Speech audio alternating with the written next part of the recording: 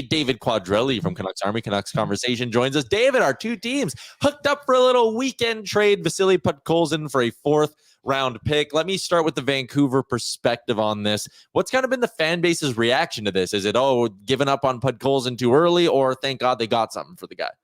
I think it's a bit of both, right? Like, fans are looking at it and it's a guy you selected with the 10th overall pick who showed some flashes that fans were hoping was going to turn into something. Really, at the end of the day, you're always hoping your 10th overall pick is going to turn into something.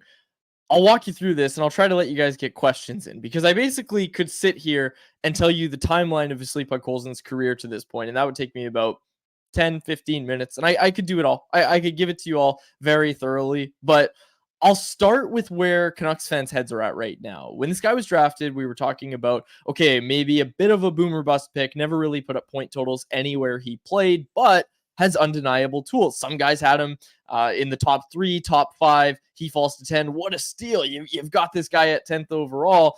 He's getting comparisons to Mark Stone, all these things like that. So then it kind of fell off a bit for Podkolzin. That's kind of the story with him, is just he went to Russia. We knew he was going to have to play 2 years in the KHL. Was with SKA, who's obviously the top team in the KHL every year. He didn't get a ton of playing time. He learned to play this style of hockey where he's extremely afraid to make a mistake, which basically means he's not generating anything and he's not really doing anything other than not getting scored on when he's on the ice, which is fine. It's a skill, but you're also not a penalty killer. You're not doing these things. So trying to answer your question of where Canucks fans are at, I think a lot of Canucks fans looked at this trade and said, well, he was probably going to get moved or lost on waivers for free anyway, so at least he goes somewhere. There are Canucks fans, obviously, that aren't happy that it's to the Edmonton Oilers. And hey, I'm really high on Podkolzin, so I really like this trade for the Oilers. I'm higher than Podkolzin, higher on Podkolzin than most people, admittedly. But I like the pickup for Edmonton for sure. But for Canucks fans, yeah, there's kind of that level of, well, let's see what he ends up becoming. 4th round pick might not be the price that we want to give up for him. Do you think he's better than Dylan Holloway? No, but I also really like Dylan Holloway. Dylan Holloway played playoff games. Podkolzin didn't. If the Oilers had Podkolzin and Holloway, Podkolzin would be a healthy scratch. Like, Podkolzin would have been a healthy scratch on the Oilers playoff lineup. Yeah, I also really like Dylan Holloway, though, so kind of a loaded question, but I think not only do I think Dylan Holloway is better, I think he's a lot better than Podkolzin. But the Oilers might match Holloway still, no? I haven't been what's going on with the Holloway offer sheet? Aren't they keeping both? We don't know, because now with CC gone, they can technically keep everyone in B-cap compliant, but it would require Kane missing the entire year. Who knows if that's realistic? And when it was just the Podkolzin deal, it was like, okay, they're going to keep Broberg, find a way to do that, and get rid of Holloway and let him go. But now that they've made the CC deal, it's kind of like, oh yeah, and Podkolzin's not Dylan Holloway. So maybe this was just something where the Oilers and Canucks were talking about this for a while and the timing just kind of lined up in a weird way. But what do you think his upside still is at the NHL level? Like, he scored a decent amount in the American League last year. You've obviously watched him down there. So what do you think he can translate to in the next year? Or is he a longer term project than that?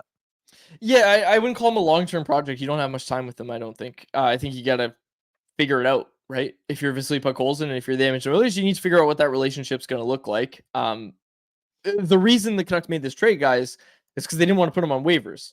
Yeah. The Oilers aren't going to want to put him on waivers either. So he needs to figure it out. Like, he needs to figure it out if he's going to be a member of the Edmonton Oilers organization. It's going to be at the NHL level. So for Podkolzin, you asked about what is he now? I wrote last week updating his NHL ceiling, what I think he could become if everything breaks right. And again, I said earlier, the Mark Stone point per game level is kind of what everybody thought. Okay, maybe he can get there. He's not going to get there. So then goes down a level. Okay, now you're Brandon Saad. What can you do for me there? You're Brandon Saad.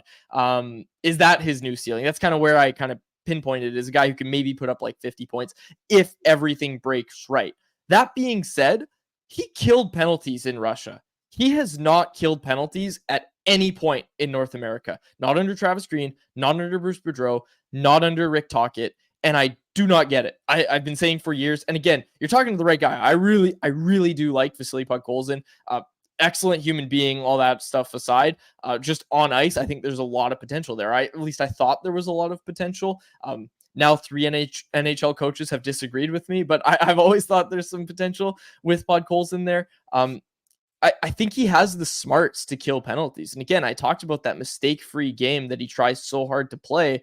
Like, let him kill penalties. He likes to throw hits. He likes to use his body. He likes to go into the corners.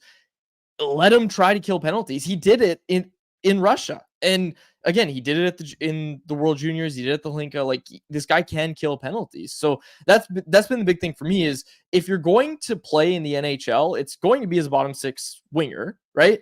Put up some points, but also kill penalties. Like, that's how you bring value to yourself if you're trying to get a job as a bottom six winger in the NHL. And so far, he just hasn't done that. He hasn't been a penalty killer at any point in North America. And I just flat out disagree with that. I just think that if he was going to stick in the NHL, it's going to be as a guy who is playing in the bottom six. And how do you add value there? You kill penalties. He's not going to be a power play guy. Get him on the penalty kill, and he can score at 5-on-5. Like, he could do that. So that's the path I see. I don't call him a project. Again, you don't have much time with him, right? You have to figure it out. I would, if I were the Oilers, I would get him killing penalties right from the get-go. See what you have there. Interesting. Well, there's definitely room for him too. Yeah, Fogle and McLeod both gone, as someone pointed out in the chat. So the Oilers do have an opportunity on, or do have some openings on the PK side of things as well. You and I were talking privately about the idea of, do you maybe try to get out of that Tucker Poolman money if you're Vancouver? Do you think there's a chance they do that, or do you think this Canucks team's kind of set now like this? Okay, they trimmed a bit of fat with Podkolzin, brought in a pick, and they'll live with the LTIR thing. Well, the big thing is they want to accrue cap space, right? Like, that's why they couldn't get Chris Tanev at the deadline. They really wanted Chris Tanev. They couldn't do it because they weren't accruing cap space, right? They were in LTIR. Patrick Alvin's confirmed to us a few times that, yes, he has tried to move the Tucker Poolman contract. It's the last year here, $2.5 million. They would have, I think.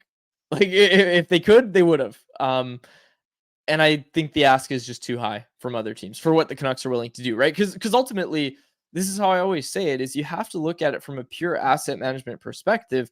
What use is that third round pick to you if you're going to have to, or excuse me, what use is that cap space if you're going to have to move out a third or second round pick to gain that cap space? What use is it to you then? Because that second or third round pick, that could have been used to go get a player that you like in season to upgrade your lineup, right? So you have to look at it from a pure asset management perspective. So do I think the Canucks are going to move Poolman? Probably not. They've been trying to for a while now, and they haven't been able to. So I would just think unless the price comes down from what other teams are asking for, I don't think they're going to move it. I think this is because they're cap compliant right now, right? Like, they're happy, I think, with what their books look like right now. And again, they just freed up some money by getting rid of Podkolzin. So I don't think they're going to move Poolman. I think this is kind of what they are when it comes to the roster construction. Quads, appreciate your time, man. We wanted a little scouting report on Podkolzin now that he is an Oiler, so we appreciate you popping on quickly. Cheers. What's up, Nation citizens? If you like that video, then you need to be subscribed to the Oilers Nation YouTube. Podcasts, live shows, exclusive interviews, and analysis. Everything you need from your favorite voices at Oilers Nation. And you don't want to miss any of it, so hammer that subscribe button.